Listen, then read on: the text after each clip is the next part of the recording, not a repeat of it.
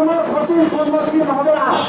আমাদের কাজের মাধ্যমে সরকার যে ইনকাম পাবে, সরকার যে টেস্টের মাধ্যমে যে টাকাটা পাবে সেটা সরকারি কোষাগারে জমা হবে, সরকার এখান থেকে লাভবান হবে, পাশাপাশি দেশের জনগণ স্বাস্থ্য সেবা পাবে।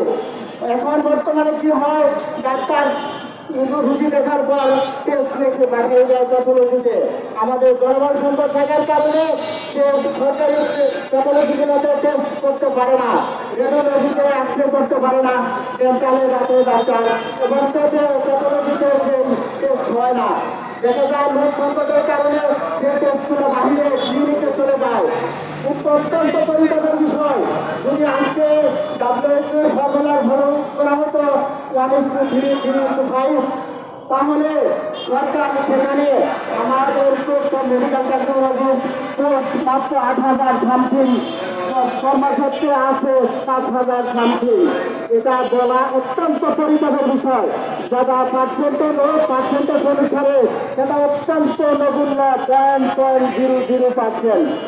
এটা তো থাকার কথা ছিল না।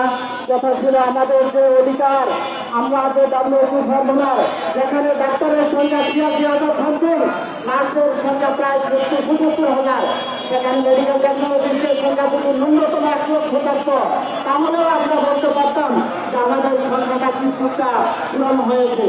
কিন্তু পরিতাপের বিষয়, সেদিকে সরকারের কোনো দক্ষিণ নেই, স্বাস্থ্য অধিদপ্তর থেকে মন্ত্রণালয় পর্যন্ত কারো কোনো মাথা ব্যথার থেকে নেই। আমরা আশা করব, বারবার আমরা রাস্তায় দাঁড়িয়েছি, আর যেন আমাদেরকে রাস্তায় দাঁড় করানো না হয়, আমাদেরকে কর্মক্ষেত্রে চলে যাওয়ার ব্যবস্থা করে দেবেন আমাদের দর্শনকে বাস্তবায়ন করে। এই আহ্বান রেখেই, সরকারের প্রতি আহ্বান রেখেই আমি আমার কথা শেষ করছি। আসসালামু আলাইকুম ওয়া রাহমাতুল্লাহ।